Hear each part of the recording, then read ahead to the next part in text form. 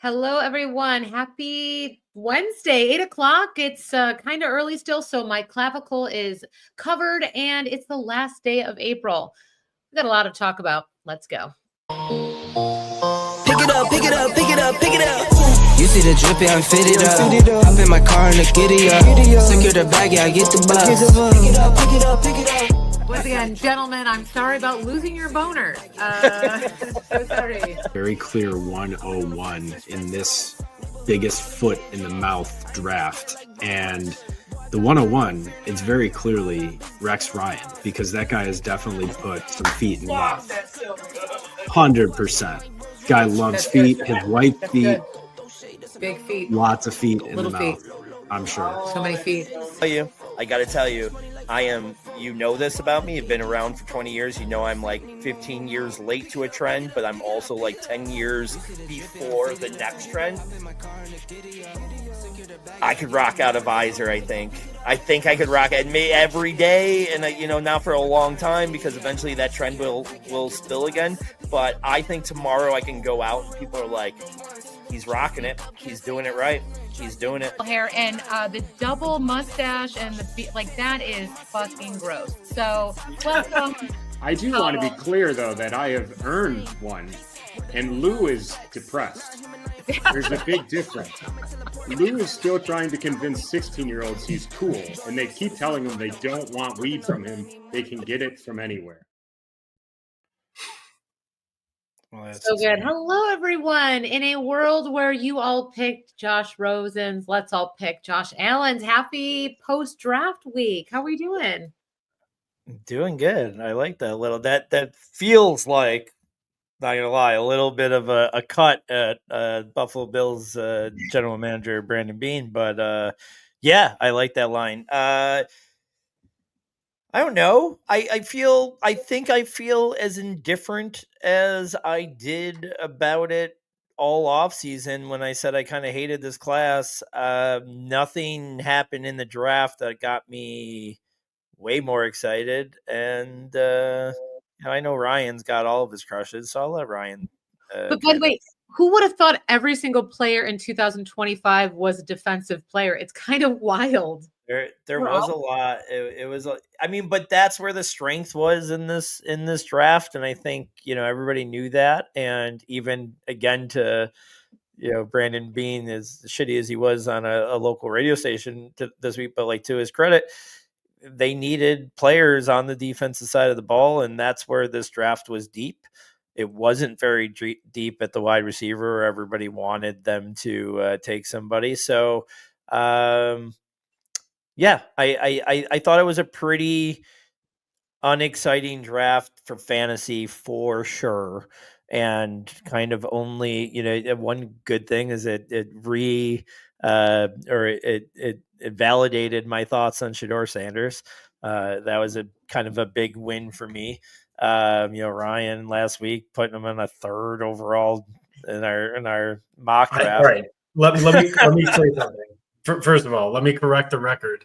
This was just a discussion of I knew they were going to take a quarterback. Who did I think they were most likely to trade back up for? I didn't think they were going to take him at 3. Thought they would have done what they ended up doing and taken him instead. But nevertheless, you talked about strength of the class being in the defensive line. You know where else this class was pretty strong that they did not address? Running back, number 1, and tight end. I really was hoping, other than this blocking tight end that they took, the Bills, no focus on replacing Dalton Kincaid. So it looks like he's getting one more shot to be the plotter that he is. Go on, Luke. Go ahead. No, go on. I was going to say, in terms of your alma mater, how do you like the picks from the Ohio State? Well, it again kind of feels like Louis said, a down year for across the board. The school definitely dominated as far as Tyleik Williams, right, going 13 or 16 to the Lions. That was pretty early. The Bills got one of the cornerbacks from the team, but sure, yeah, go Bucks. I'm a homer, but it doesn't really matter to me. I too wanted a little bit of excitement. I was hoping that trade up in the second round would have been for an offensive player, but Burden had already gone. So, Yeah. oh well, a bit of a disappointment, but like Brandon Bean talked about, the last time I hated a draft, it was the draft that they took Josh Allen, and I was very wrong about that. So if history repeats itself, that's what's going to happen again, because I'm not a huge fan. Let us all eat crow. Long live Brandon Beam and the decision that people who do that for a living do. So yeah. Yeah, sure. It was, again, I think we just are, it was a weird energy. I am totally on your side of like, and I'm always pro Bean. I'm like, when people are like, what'd you think of our third round pick? I'm like, I don't know. I'm going to trust the dude that really hasn't fucked shit up around here. Yeah. Like, I'm going to trust the dude that has done really good shit,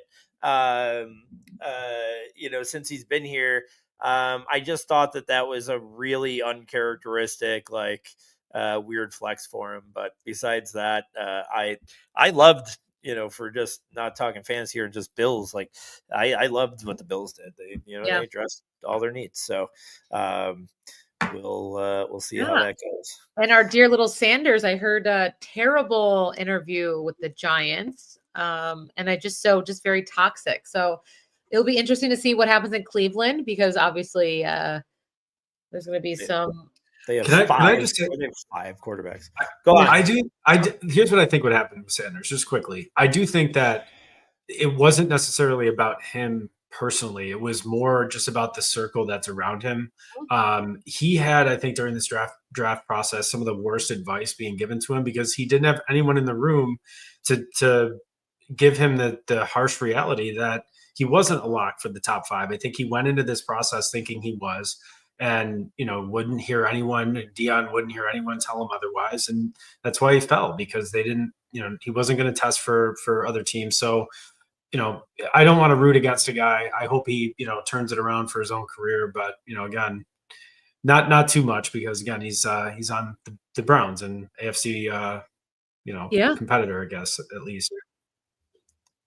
Here's a question for both of you. Now that college players are allowed to make money in college, have these huge contracts, and now we're kind of seeing how that pays off. You're making millions in college. Now you're getting to the NFL, and that big payoff is not necessarily, doesn't hit as hard. Are you noticing kind of that trend? Do you think it's going to be more apparent in the next couple of years? Do you think players are just not going to work as hard? Any takes on that? Right. I'm sorry. I win. Okay. See you guys next time. No. Yeah. I'm sorry. I thought I was waiting for you to go first. Yeah, I don't know. I mean, I don't personally think so. I don't think it's going to be a trend that continues. I think, with the draft, it's such a crapshoot as it is. It's hard to really dig down and find out a lot about these guys. So no, I don't expect that. All right. Yeah, All right. We'll take that. Lou, any fun things to say about money? You're like, nope. No, I got a whole thing about just the modern day athlete that I can go on like a 20-minute rant on, that I won't. But it's just different. I do think like then I do think the NIL is just like really putting these guys in the weird spots, bad spot. I mean, we're only 15 years removed before like the salary cap, the rookie salary cap thing started, where we're like, we're giving these 23-year-olds $40 million. What's crazy? But now you're doing it to 18 and 19-year-olds. It's just, I don't know. I think it's starting it off. I think it's a big, whatever. Shador grew up famous because of his dad and the whole thing. But it didn't help that he made $6 million in college, and that his college is, retiring his jersey. He almost had to friggin' say, hold on, time out. I'm coming back. Bring the jersey down. I'm coming back and playing another year. Yeah. Well, I think they are going to try to regulate this system, because it's gotten a bit out of control. It's probably even beyond what they envisioned when they opened up the NIL and the capitalizing off the name, image and likeness. So Yeah, it's very interesting. I love it. More to come, right? So let's talk everything and nothing. There's a lot of weird things I can talk about, but I want to bring up it's something that I'm assuming going to talk about for either the next 2 weeks or the next 2 years.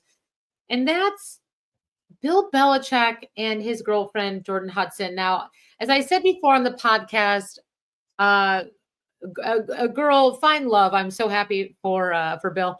But there was a CBS interview that happened. Bill has a new book out called The Art of Winning: Lessons from a Life in Football.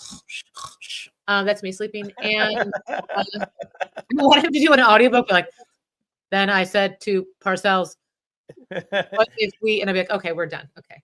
Oh my God. Can you imagine if it was a Belichick audiobook? It would be the easiest way. Like, I can't sleep. Yeah. I'm so stressed every night. I just fucking go to sleep to Belichick fucking reading, but not even reading his biography. I just want Belichick reading like the Berenstein Bears. Because I want a little nighttime story.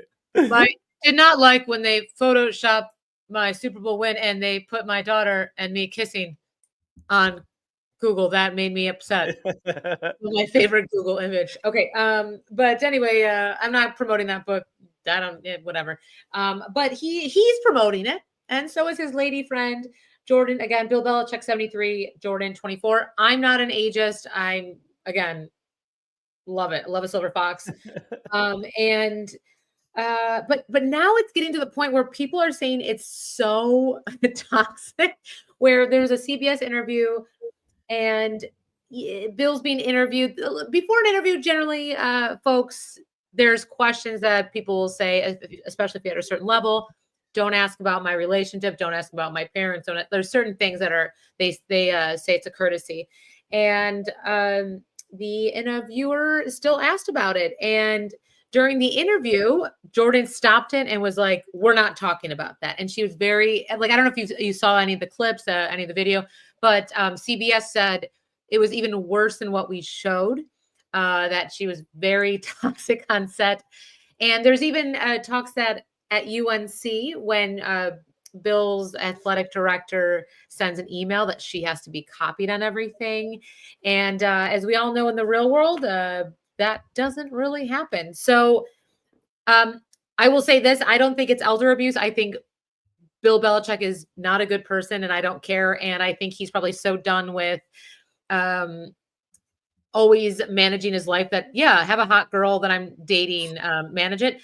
What's your take? Do we think it's elder abuse? Do we think it's annoying? How obsessed are you with this? Are you talking about your significant others with this Jordan Hudson story? Ryan. Yeah, all right. I'm fascinated by this. This like might be the one intersection between like pop culture and sports that like really like gets me to buy in. I mean, listen, I do think this is elder abuse. This guy, we need to get, if Britney Spears had a conservatorship, I think Bill Belichick needs a conservatorship right now to protect his rights. He's being like, what? I mean, you cannot explain any of this. She's dressed up like Cruella de Vil, walking around on the football field at UNC, getting in, like talking, when he's like, it's like a playbook or something.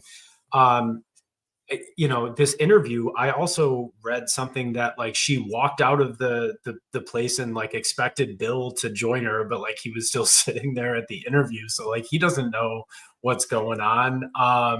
I don't know. It's kind of funny to watch it unfold this way, but I guess that's what you get when there's a 50-year, difference. And I mean, also the story about why, it is that she doesn't want to reveal how they met. I mean, if it's a legitimate story, why would you not want to talk about that? Like, okay, so it was an escort, right? She was an escort and that's how he met and how she doesn't want that to come out. I mean, come on, that has to be what it is. She was on one of those like high-end escort sites or something, and that's how he met her. That's my prediction. I love this. I thought it was because she met him, and everyone saw the book, the signatures, and write the letter with his great handwriting. It's very good, actually. That she met him in January, and he didn't break up with his partner of 16 years until like May, June. So there probably was a little bit of that going on, which it does happen. It always. All right, that could be another legitimate explanation that doesn't, Yeah. I don't that know. doesn't sound as fun as what I just came It up does. with. The idea of a escort, like our escorts are very attractive. So I get it. Yeah. And then I think she looks more not like Cruella de Vil, but like the bad guy who's a lady in Little Mermaid. I just think she's more but yeah, right. I tend to agree with Ryan about the escort thing. It seems to be that way, right? It makes it feels like that, the secrecy behind it, the like her I mean, I'm sorry, I was dealing with a technical issue with the podcast, so I might not have heard everything I said, but like, did you mention like the report that came out today that like she walked out of the interview and like expected him to follow her like a puppy dog? Like there's I wrote in one of the titles for the podcast today, like on YouTube or whatever, I don't know, somewhere on the I called it a Belichick hostage situation. And when I said it like that, like, I hope people don't think I mean that Bill Belichick is holding this girl hostage. I think it's the other way around. And I'm not saying like she like loves him or attracted to him, but like I think she is like, you're my money cow. I control you, and this is going to get me in the news. It's so weird. It's so weird.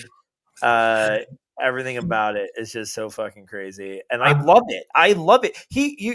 We mocked him for being like not too dry on the books and stuff, and his personality. He's been way more fun since he's been around this girl. The Tom Brady roast. He's joked around about the girl a little bit. I like new Bill Belichick. He's found the fountain of youth. Okay. So did you guys ever see the show Billions? Hot as hell. What's that? Did you ever see the show Billions?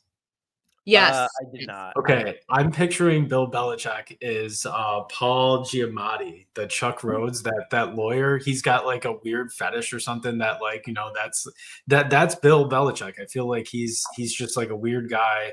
And you're right. I think she is the one that's running the show. So I think we cracked this case. I think we solved it. I just don't think after a while you like, one, he has an ego. He's at UNC, where your job is to sell the college to people to get these. UNC doesn't necessarily have this massively fantastic football. You're not going there for football. You're going there for basketball, right? And so he's there whining and dining, and he needs a +1. And sure, there's some ego involved, but also, I just think I think he's so just just a gremlin that he doesn't care. He's like, okay, she's hot. I don't care if she likes me or doesn't. Okay. Like, he probably has enough. I think at a certain age, I mean, you give me a certain enough money and the singleness and freedom and I'm that age, like, yeah, like, I will just for the personal validation alone, I will drag around the hottest girl that will hang anywhere near me. I am totally fine with, I think here's the thing. I think girls like that, women, or I'm sorry, I don't know how to say this. We call us women. Okay. Yeah, I don't know how I'm trying to avoid getting yelled at by Ellie here, but I think usually, and especially when they find, like, call them gold diggers, call them whatever you want, they're very, very intelligent people most of the time, because they're good at selling themselves. They're good at hustling, like all that stuff. So like, she's intelligent. He is obviously intelligent. Like, and he's got, he's been around since the Ice Age. He's got the years of experience. They might very well be comfortable with what that relationship is. Over under 1.5 times having sex a month. What do you think? Louis knows that he's so smart because you listen to his audiobook every night, right? Yeah. It's always the Bernstein Bears. I'm like, that dude tells a kid. You really- Yeah, over under 1.5 times having sex a month. Oh, it's over. They're drinking all the time at those like UNC dinners. They're getting a little wine drunk. They're definitely having sex more than once. And How his like old is he is 73. For the record, still works. And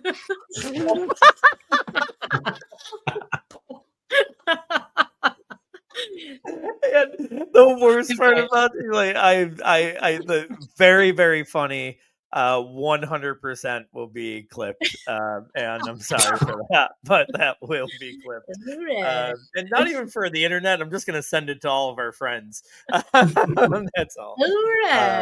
Good line. All right.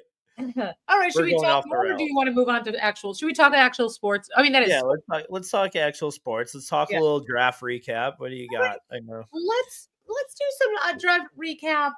What a very 6 out of 10 draft we just had. But I'm going to ask you a couple questions, and it's just to get to kind of see, what you guys think. But my first question, and we're going to go. Let's go Ryan first. But who was your rookie that's going to gain the most value post draft? All right. Just to piss Louis off, because I know it will, I'm going to give two answers here because there is one obvious one, and I may end up taking one or both of Louis, but it doesn't matter. The obvious answer is RJ Harvey going 60th overall. I think it was the most surprising of the biggest winners, right? Because RJ Harvey was, his ADP was in like the 170s. So bigger surprise as far as where he was being drafted to where he's going now.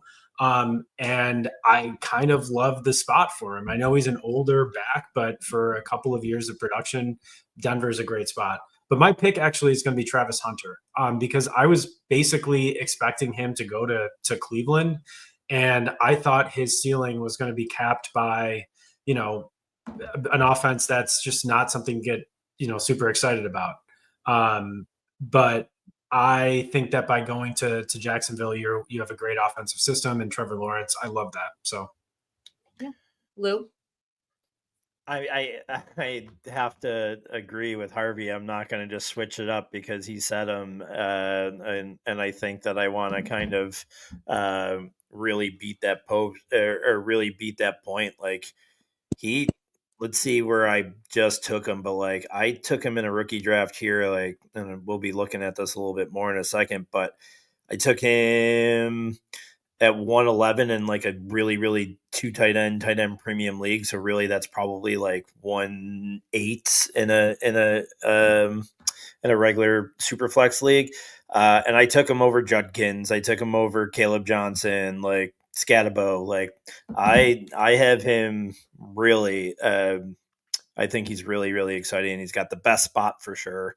And he doesn't have much to stop him. And I like the profile. So, I think RJ Harvey is the big winner of the draft. All right. Next question is, who do you think is the rookie to lose the most value post draft? And now, Louis, do you want to go first on this one? Sure. I mean, the easy answer is Shedeur Sanders, but like I never had value on him to begin with, as we all know. So like I won't use him.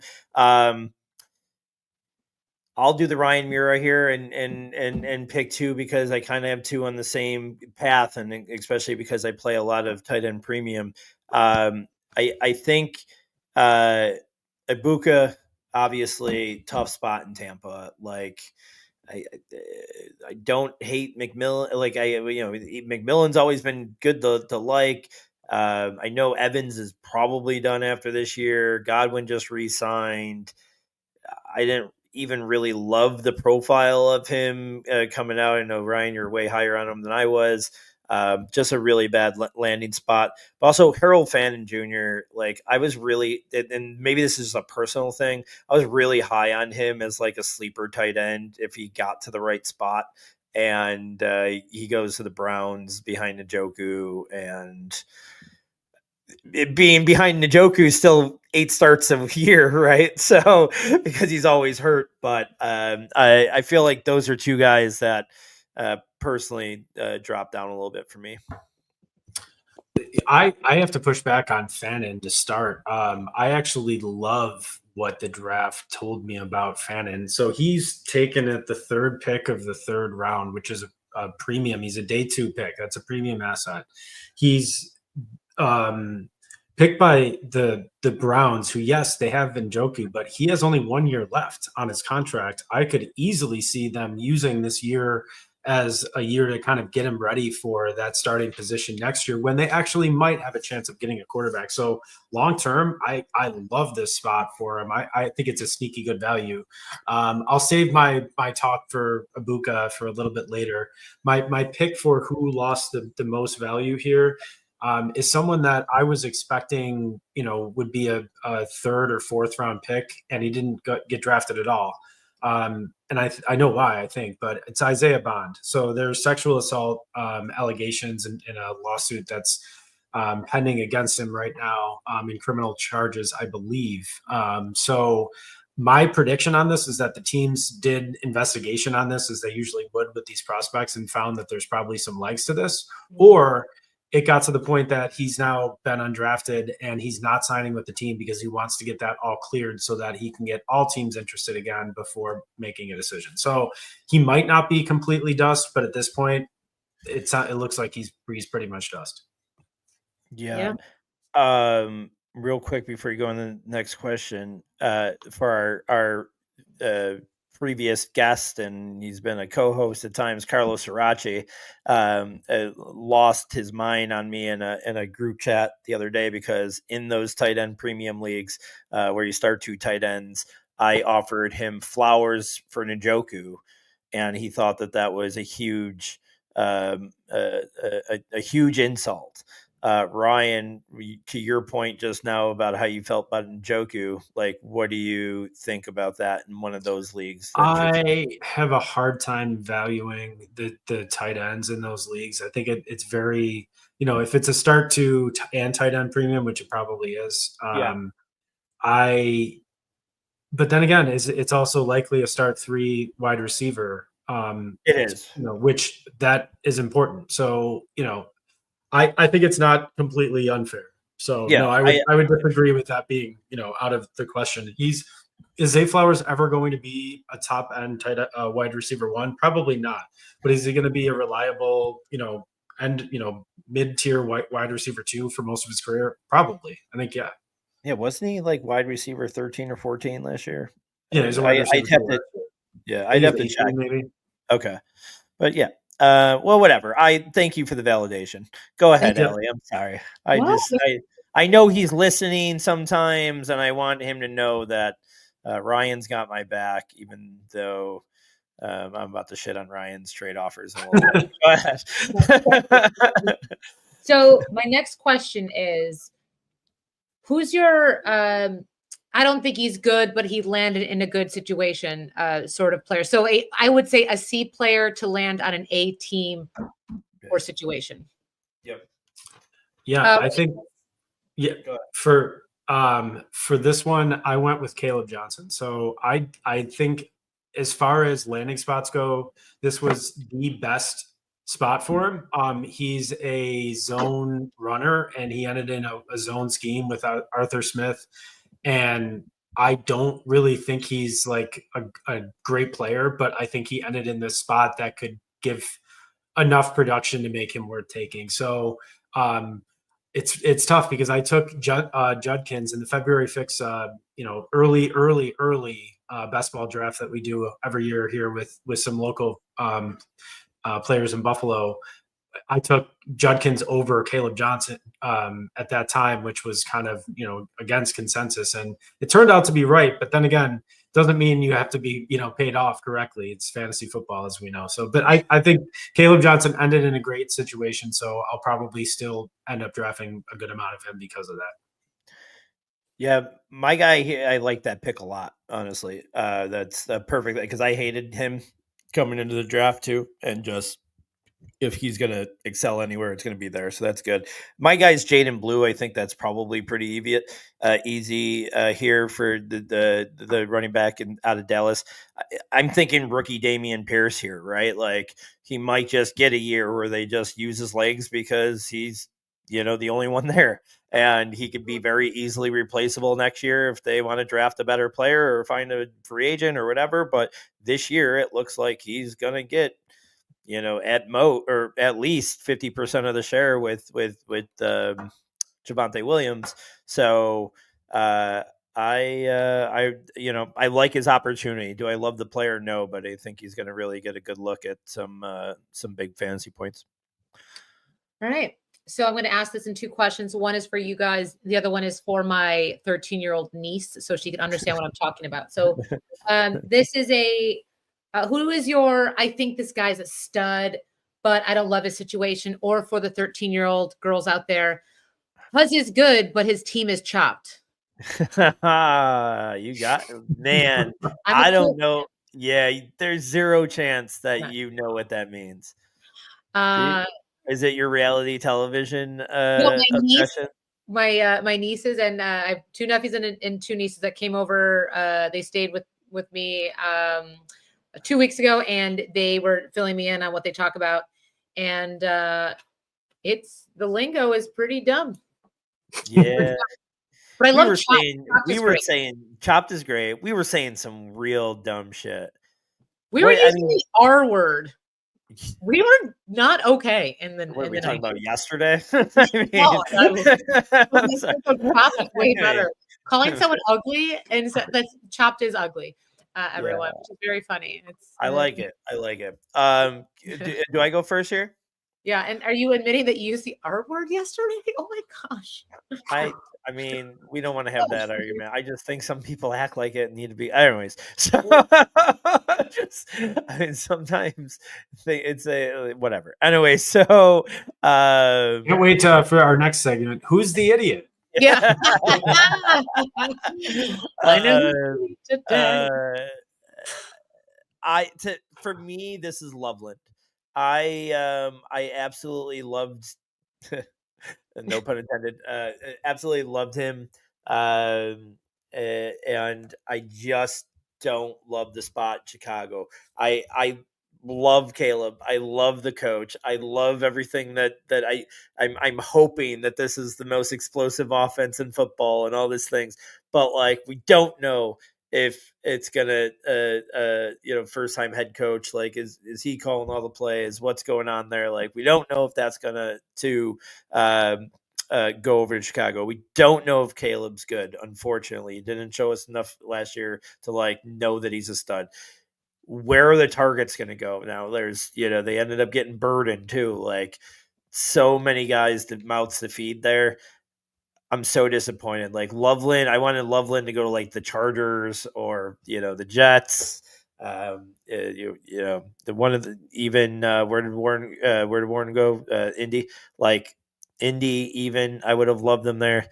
Tough spot for him. I don't love it, and it made Warren my easy 102 in these tight end premium leagues over him.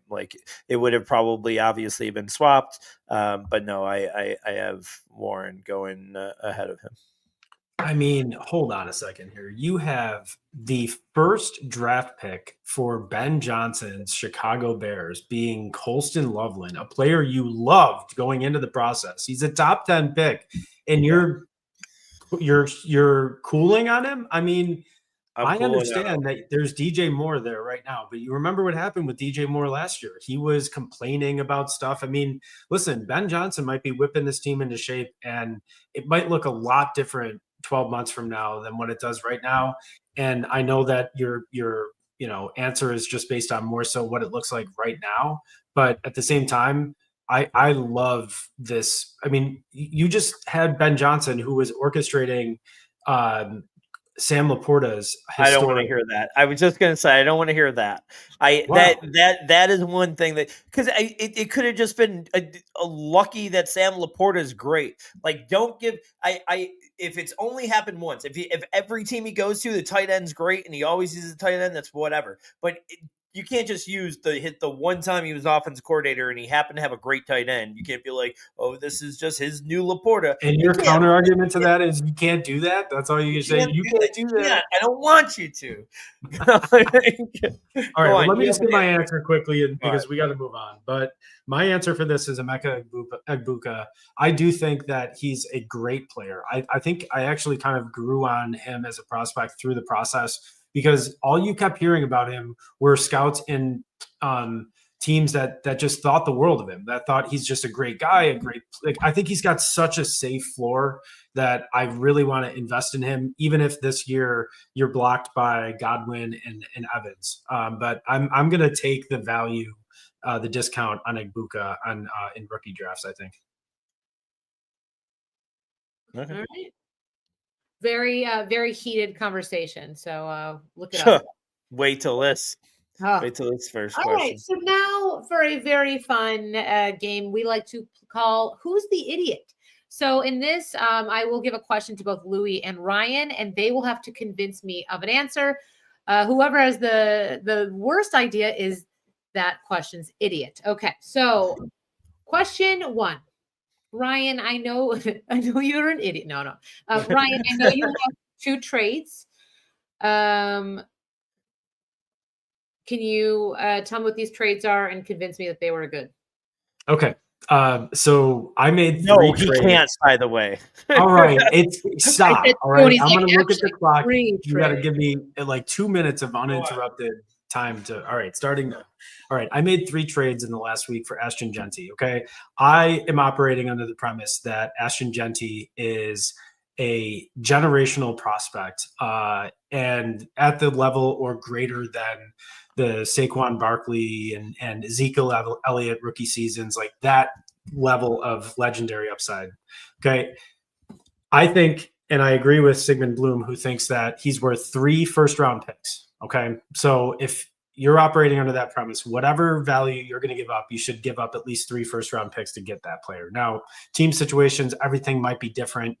Every roster may look different, but that's just generally what I think his value is. It's high. It's very, very high. Just in generally, and then I'll give the trades. I think that the key to trades is acquiring blue chip prospects. And I will do anything that I can to acquire blue chip prospects. And he's one of them. And I think he's going to be one for the next 5 to 7 years. So I made 3 trades. One was Mahomes for 101, straight up in a Superflex league. I am willing to cash in the Mahomes chip for Genty. Wow. No hesitation with that one. I sent it and it was smash accepted, and I'm thrilled about it. I also that's fine. All right. My next one is Drake London, 104 and 109 for 101. Okay. And then the final one, which is the one that I think Lou has the biggest problem, and yes, is the biggest price, is H.N. Collins and 104 for 101 and a 3rd round pick.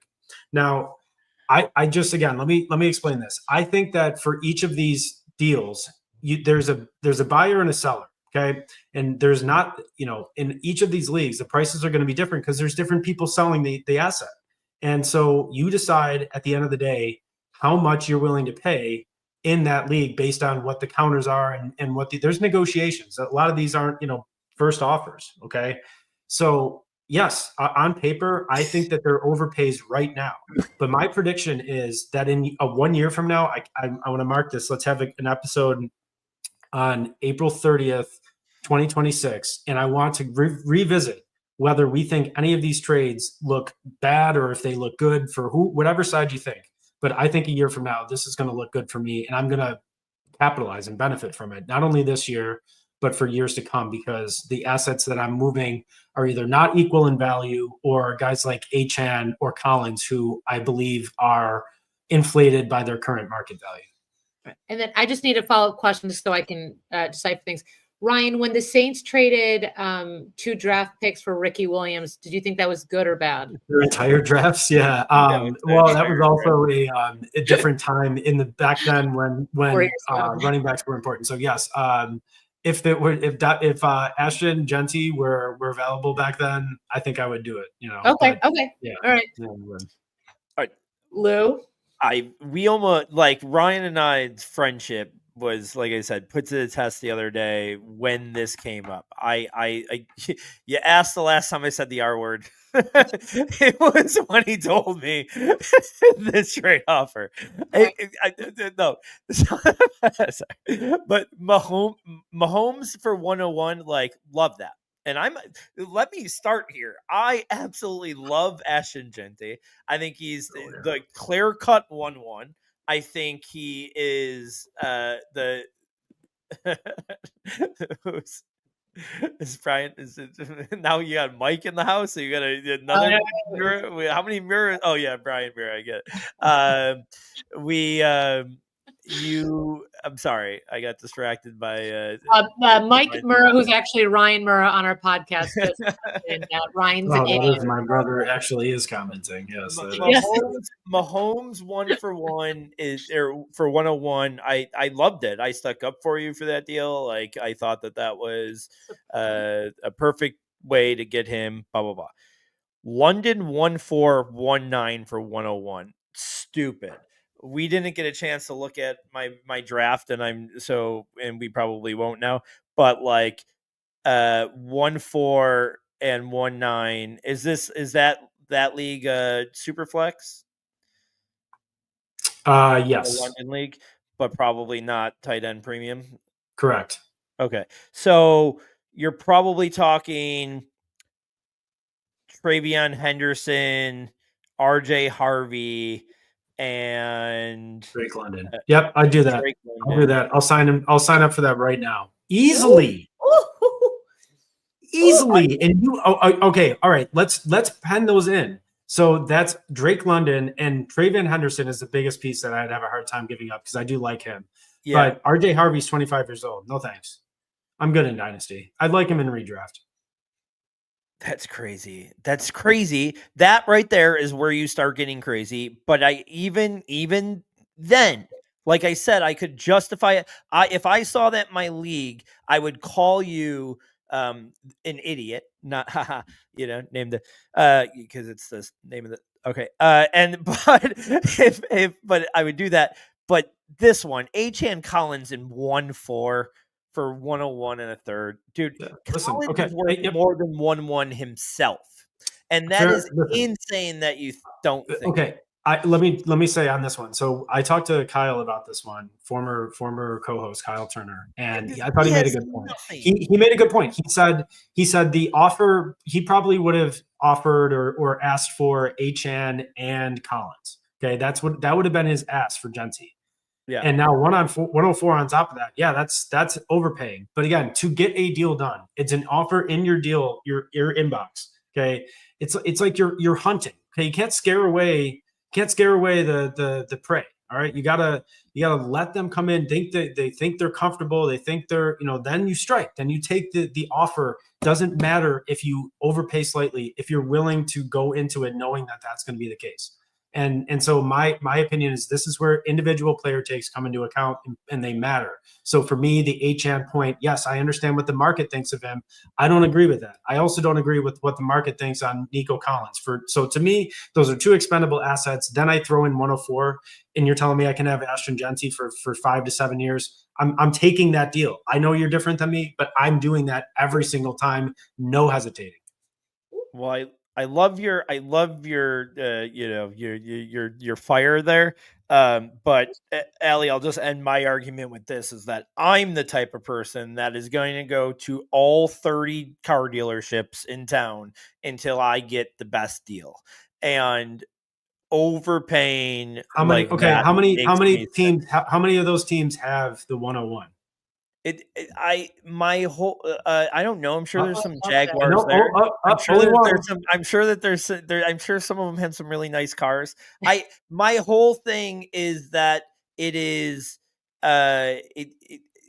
it's like if you play Dynasty Fantasy, you should be personally. This is how I play it. You play it like the Dynasty. You play it like the stock market, and you are paying $120 for a $80 stock that might not be worth $40 come next week. But to your point, But it could also be the guys that started Google or Amazon out of their garage. Okay, All right, Allie, you gotta make a decision here. Well, this is the thing. It's like, Ryan, you're playing with your heart. You believe it's happening, and Louis is playing with his brain in this way. He's playing with other people's brains, but it's not. I like the idea of like, if this was real life and I was an actual, GM, I would be like, this is way too risky. In fantasy, though, I think this is so ballsy, and you have to play the game and be edgy and try something different. Again, real life, I would be on Louis' side. Fantasy football, which is what we're here for, I'm on Ryan's side. Let's go. Big. Let's go. Do I think it's insane? You gotta say it. Oh wait, no, you don't have to say it yet. It's going to be crazy, and a very good chance it's a really not a good idea. Yeah, but Louis CPR word yesterday. All right, we're down one. It was Friday, like Ryan said. All right, go on. Next question. Let's can't make it better. It was a couple days ago. We're not using that word. I'd rather use the C word than that word. Like, yeah. He's gonna hold up a sign this many days without saying this. I shouldn't say this. Don't say it. It was a joke about my daughter, but I still shouldn't say that I joked about my daughter like this. Your daughter literally. I legit like I made a joke to my daughter the other day that was like super bad, and she like chuckled. I was like, "Yeah, you got the sense of humor that I need." She didn't understand it, but I was like, "Yeah." Like, this girl's gonna walk herself to school at 4. Look at her. Okay, so post draft. So now, who is your sleeper pick to win the Super Bowl? Odds to win the Super Bowl must be greater than a 20-1 odd. Okay. Post draft, Who is your sleeper pick to win the Super Bowl? Lou, do you want to go first? Yeah. I mean, all right. Let's think about it. If the Cleveland Browns only need to get each of their quarterbacks to record 2 wins, and then they'll be a playoff team. No, definitely not that. I'm gonna go as much shit as I talked about Loveland, but I think the Bears are the most fun at 35-1. Defense is probably not there. To your point, Ryan, like the potential of this offense could be Lions best offense type in the league.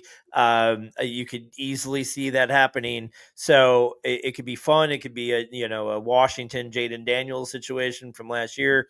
Just get hot at the right time. And if Caleb's, who I think his ceiling is, I do think he has that ceiling.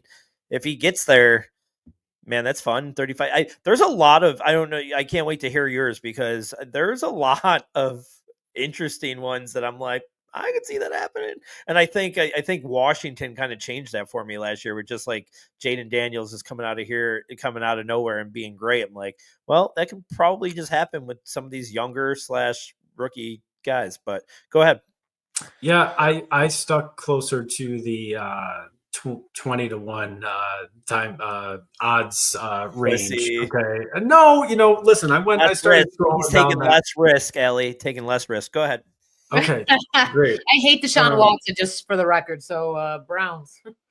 Yeah, I didn't say the Browns, though. I was joking around about the Browns. Yeah. First of all, I just want to say for the record how much I dislike. You didn't even listen to me. I just want to start off by saying that. Let everyone know that I dislike Aaron Rodgers. Just letting you. All right. So I started. I think there's like 3 contending teams for this, but I eliminated the first 2. So it wouldn't be Cincinnati, because I don't think trying to get through to the AFC is. I still think that's going to be the Bills or the Chiefs or maybe the Ravens. So I just still don't buy into the Bengals having a good enough defense. The Packers, I kind of like picking them, but I don't think I loved enough of what they did in this offseason for me to want to pick them. So I'm going to go with the Commanders. And I think it was because we kind of almost saw them almost do it last year. And I know they are right at 20-1. So, what a risky pick. But the question was, and I could go back to the actual text, but I think it was 21. Oh, must be greater than 20 to 1. Must be I'm greater than automatically 21. DQ'd. You should be Automatically, DQ'd. Louis has just won this round. Yeah, All thank right, you. fine. I appreciate Good. that. Give him He the was charity. I mean, I should have won so many different ways there. All your points right. Ryan literally he went through. He was going to go through all 32 teams. I could pick the Titans, but I'm not really feeling. But he's had You 4 started teams your he wasn't argument going to with the pick. Browns. So But it this was is a the Browns show. tiebreaker, guys. This is my question now, and I Okay. feel like this is equal playing field for both of you. Oh, great. Convince me that I need to read the Bill Belichick book. Oh, shit. Just a reminder, the Bill Who you Belichick starting- book is called who The you Art of starting Winning: Lessons from a Life in Football. Not audiobook or in the paperback. Your choice. Convince me. Ryan, go first. All right. Well, we know that being a coach in the NFL is it's like a brotherhood, right? So you learn a lot about different coaches in the league, coaches like Dan Campbell and coaches like Pete Carroll. So I would imagine that in this Bill Belichick book, we might have never before seen or heard stories about these wonderful men like Dan Campbell and just stories of how much bubblegum Pete Carroll was able to chew one time when he was playing the New England Patriots. You never know what kind of story you might get. So I think that's why you have to read this book. All right. I appreciate you naming all the coaches I think are hot. Thank you. Louis, do I need to read this book? I'd be in to this for like there's so many different aspects. Working under Parcells, like I think Parcells was like one of the best minds in football history. So like to hear those stories, he worked on that. He was on that defense team that beat the Bills. So you're going to probably get some Super Bowl 25 like behind the scenes stuff there. Lawrence Taylor is probably just like 30 million stories in this. I mean, this is just going on before that. Then you're going to find out his trials and tribulations that he went through midway through his career. Tom Brady gossip. He hates Robert Kraft, so there's going to be some juicy stuff there. Man, for someone who loves, some good gossip and reality, I think this is going to be way more fun than you think. I would read it in a paperback, but it would be funny if you read each chapter as a different character in your head. Like, don't ever first when you read it like a Mickey Mouse voice. I think that would make it more fun if you did that all the way through. But I feel like his audiobook would put you to sleep if he was the one doing it. Ooh, okay, and then just to follow up, you both can answer, or just Louis, whoever, whatever. But will Bill bring up Aaron Sanchez? Hernandez? Aaron Hernandez. Aaron Hernandez. Yeah. Is he gonna bring that up? No way. No? No way. No way. Do we want to put odds on that? I think bring it up. I mean, he might talk about how it affected him, or about what that did to the team that year. I'd say there's a good chance. I'll be on Ellie's. I'll be on Ellie's side there. To win. I don't know if that was Allie's side. I don't think she was saying that she thinks that they're going to say that. I mean, all I know is that in the roast of Tom Brady, Robert Kraft, was completely off limits from jokes, and they got super pissed when they started to bring him up. Like, I feel like that's one of those, like, they don't mess around with Hernandez. Like, none of them. They're not going to roast Hernandez in the book, though. I don't think Bill's going to be like, we have Hernandez. About him. I think he'll just talk about what happened and his relationship with them, a little bit what it did to the team after. Yeah, interesting. I'm going confident. 100% Aaron Hernandez will be mentioned in that book. How about you also said, let me just one last point for you to consider, Ellie. Okay. That a couple of months ago you did say that Jameis Winston was going to be a starting quarterback. And is he not going and is to he happen. not? And is he not? We don't know for sure. We don't know for sure. Who starts? I'll bet you still to this day that today that but now I got to get Dart on this because but I will say Russell Wilson will not start more. Someone else will start more games on the Giants than Russell Wilson.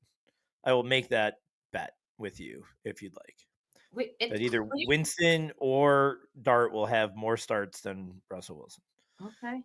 That's Ryan, were you trying to do like the cute guy thing where you like say nice things and then kind of slam me? Is that what do you just do that to me? No, I wasn't. I always try to say nice things and then kind of slam somebody, you know? Yeah. This was very interesting because I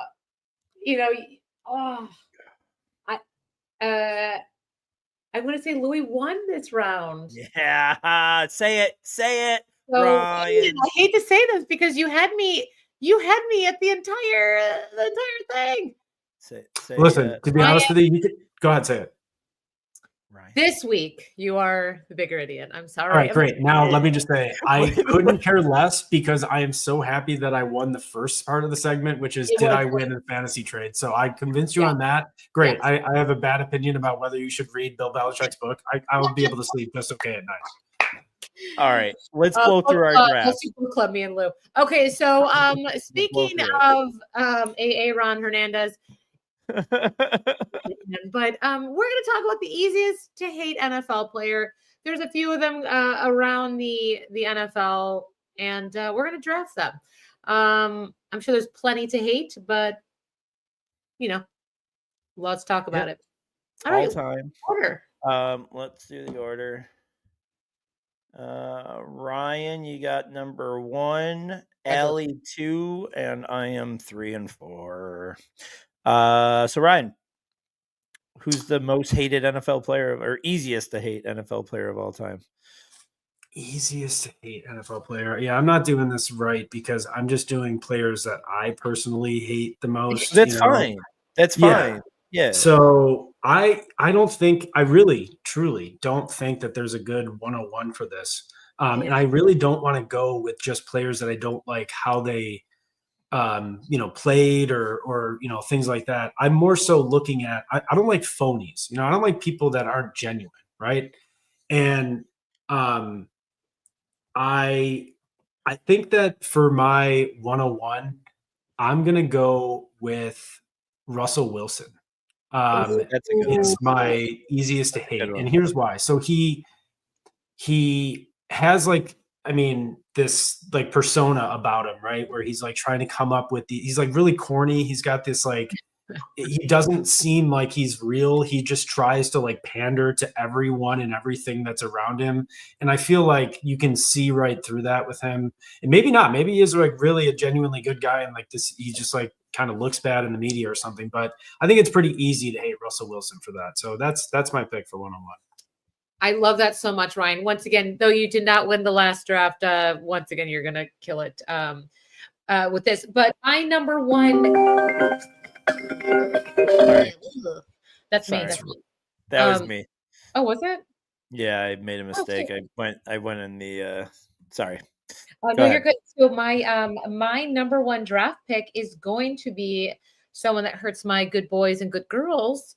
That will be the Mike Vick. I just it was so huge when it happened, and it's just awful, and boo him, and yeah, I think he's 1-1. It sucks that he helped me win so many games in Madden. He was the best player in Madden of all time, and I loved him for that. And he was so much fun to watch. But what a scumbag! And it was hard to come back from that. I'm gonna go. I'm just gonna say this name. It might come up in the draft, but like I started to like Brady. It's so weird, but I can't even put him on here. I'm gonna go Troy Aikman with my first pick in the first round. He's so unlikable. He was unlikable as a player, personality. He's the most overrated NFL player of all time, and he doesn't think so. He got in a little spat with our boy Joe DiBiase on Twitter one time about defending his numbers or his stats and like whatever. I think he sucks in the booth, to be perfectly honest. He's just weird. I hate him. I hate him. I'm not a good fan of him or big fan of him. And then I mean, you got to get, I hate to make this all about just convicts and bad people, but Deshaun Watson has got to be pretty high on this list. And, it's not just about the allegations and all the things, but even how he handled it and lacked the responsibility and then still got this huge fucking contract. It's sickening and makes him very easy to hate. Yeah. My number 2 pick is going to be, I'm going to go OJ Simpson. That sucks. That I took it or his life? That you took him. Oh, okay. Best Bills running back of all time. Fuck Thurman. No, I love him. So we may or allegedly killed people, and you're just putting them on the hated list. Whatever. I think our attorney here could echo the sentiment that he was found liable in another court, and such a scumbag that he intentionally made sure to not pay Ron Goldman's family money. Just the awful thing. There's just a history of abuse. Also, like, how I have an issue where this Hallmark movie that's going to be in Buffalo is going to be like Fat Bill's fan. This guy's like, I also didn't like when he would come into town and then people again do the finger point like, hey, I'm with that guy. But then be like, oh, I'm cool. This is cool. I'm with this guy, and it's like that's not okay. And I as someone who has lost a family member to murder, you guys are scumbags who would celebrate him. And I can't wait for the new stadium when his name is not on the wall because someone else has beat his record. Boom.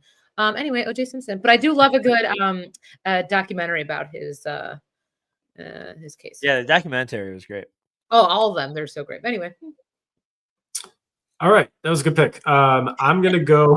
I'm gonna go with. All right, so I think there are 2 kickers who are worthy of being picked here, and I'm gonna go with the one who recently had a bunch of sexual assault allegations lodged against him. So seems like he's also not a good person. Justin Tucker. Justin Tucker is just too cocky. I mean, dude, you kick a football. You're not a real football player, you're not someone that makes a big difference, right? I get it. You're a kicker. I get it. It's kind of important at the end of the game and stuff, but like, chill out. All right, calm down. And now I guess you're not a good guy. All right, let's put you there. Next one is somebody who apparently off the field thought it was a good idea to rob, the welfare system of the state and fund a volleyball stadium, allegedly, or arena. And that's Brett Favre. So I think it's mostly after the fact. And again, this is not really on the field. I mean, most people on the field loved watching Brett Favre because he was fun. But off the field, I mean, the dick pics and everything else, like he's just kind of seemingly a scumbag. So I'm gonna be happy to get Brett Favre on the team. Ryan, you are killing it with these picks. This is a really good draft, everyone. There's nothing attractive about a man in Wranglers. I'm just gonna say that. And he advertised for Wranglers. That was so gross. But yeah, great pick. I'm going to. I had someone in mind, and then I think I'm going to change it because of your kicker position. And I'm going to go a little more contemporary, is that Harrison Butker. I think the controversy of what he said, whether you agree with it or don't, I did not agree with what he said. I'll gladly say that on air. Just really divided people, and it really took women back a few steps, and it really made you realize which one of your friends don't want women to be powerful and strong. And I didn't mind that he was out for a few games. Just saying. He's got a punchable face too. I just when he took women back a few steps, was it back into the kitchen? Sorry. I'm sorry.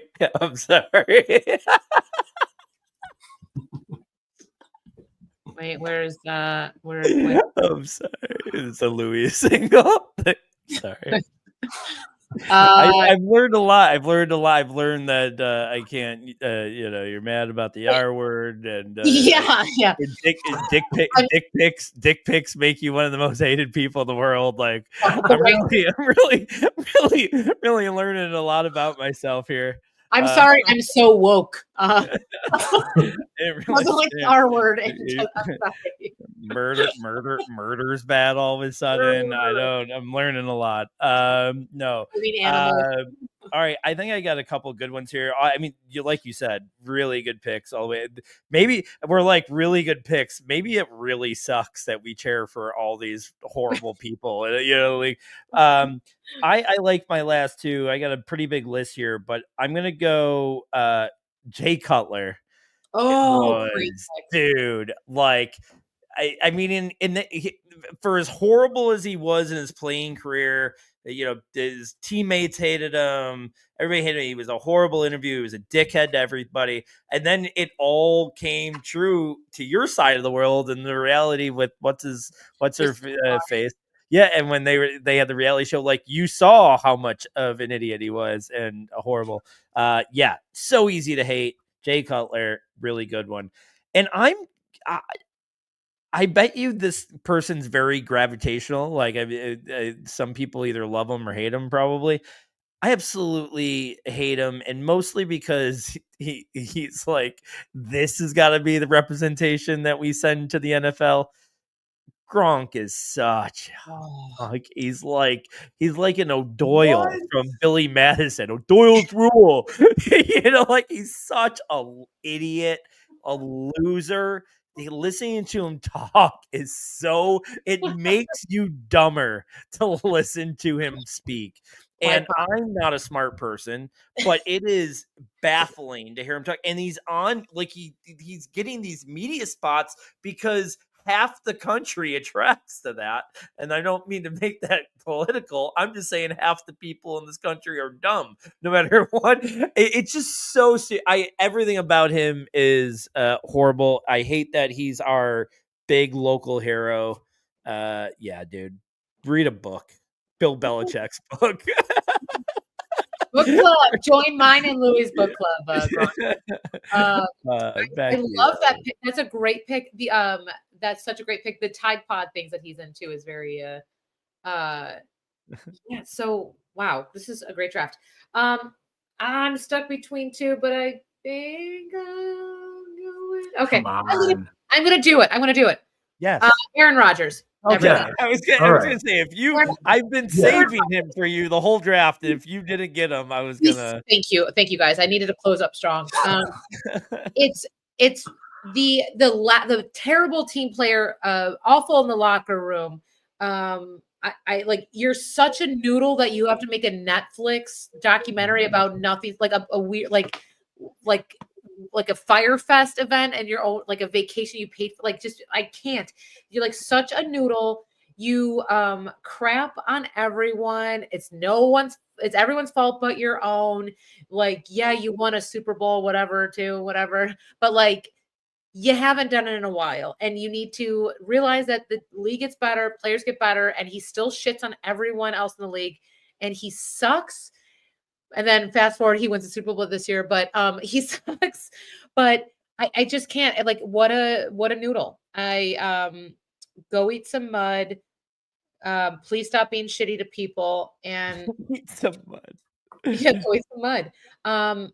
And you live in Jersey, which is fine. I know plenty of people live in Jersey that are good people, but you're not, bro.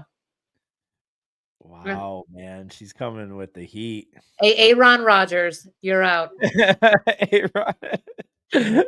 Ryan, closing All right, for my fourth and final pick, I thought about going Cam Newton, thought about going Antonio Brown, but I'm gonna go with someone who is more just annoying than that. I just Juju Smith-Schuster, right? I mean, these TikTok videos and he basically, when he's on the Chiefs, he was basically Jackson Mahomes, like on the team. It's like I just I cannot understand why anyone thinks that's cool or whatever. I don't know. I know I'm not the person to ask on that, but it's so corny to me. I don't know, like you're doing like an orchestrated dance as a grown man, on video for other people. What are you doing? So I cringe when I see that stuff. So it's easy to hate somebody like that. So that's why Juju's a pick. Love it. Great. Don't go to my TikTok. Just a few that we missed or may have missed. Maybe in your opinion, I said I got Brady on my list, but I just like him too much now. I didn't want to pick him.